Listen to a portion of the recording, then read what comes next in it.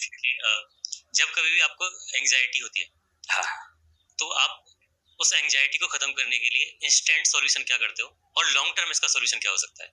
Anxiety मतलब उसके बाद से ऐसा नहीं कि मुझे कभी हुई नहीं। एक आध दिन कभी 2 घंटे, आधा घंटा की सिचुएशंस आती हैं ऐसी, जो नॉर्मल बातें हैं। जब एंग्जायटी होने लगे आपको अचानक से सबसे आसान तरीका है, जो थ्री इडियट्स फ़िल्म में शायद वायरस ने बताया था।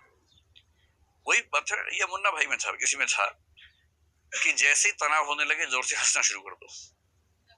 मुन्ना भाई में शायद था ना। मैं ये नहीं कह रहा कि आप हँसे ही, वो एक तरीका है। बेसिक बात है कि जिस चीज़ से देखिए एंग्जायटी में क्या होता है? एंग्जायटी का मूल लक्षण ये है कि आपकी जो थिंकिंग की स्पीड है रॉकेट जैसी हो जाती है। बहुत तेज थॉट्स आती है, रनिंग थॉट्स बोलते हैं उनको। और वो सारी रनिंग थॉट्स नेगेटिव होती हैं या अमूमन नेगेटिव होती हैं।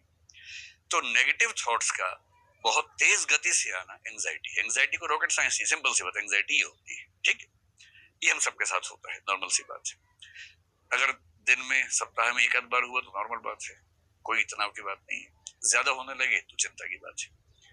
और जब ये एंग्जायटी साइकोसोमेटिक बन जाती है, साइकोसोमेटिक का मतलब है साइकोलॉजिकली शुरू होके बॉडी पे असर पड़ने लगे, सोमेटिक हो जाए।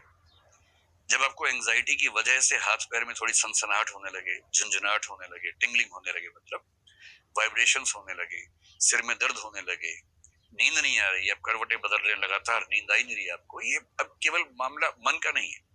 अब ये मन का असर शरीर पे होने लगा है, ये साइकोसोमेटिक मामला बन गया है। ये रिस्की बात है।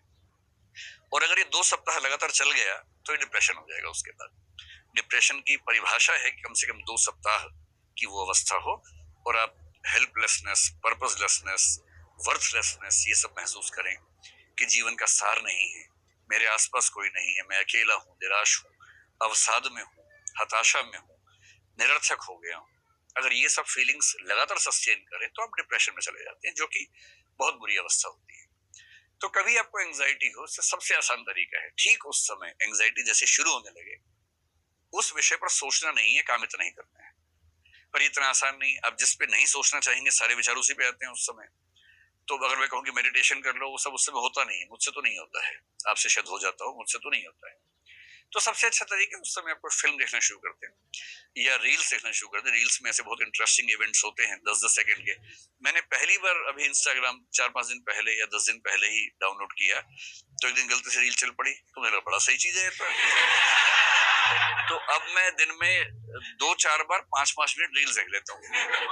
उसमें बहुत जोकर टाइप के लोग भी होते हैं, बड़ी हंसी आती है, हंसी मजाक भी, कभी डांस देख लिया, कभी कुछ देख लिया, लेकिन कुल मिला के मन लग जाता है।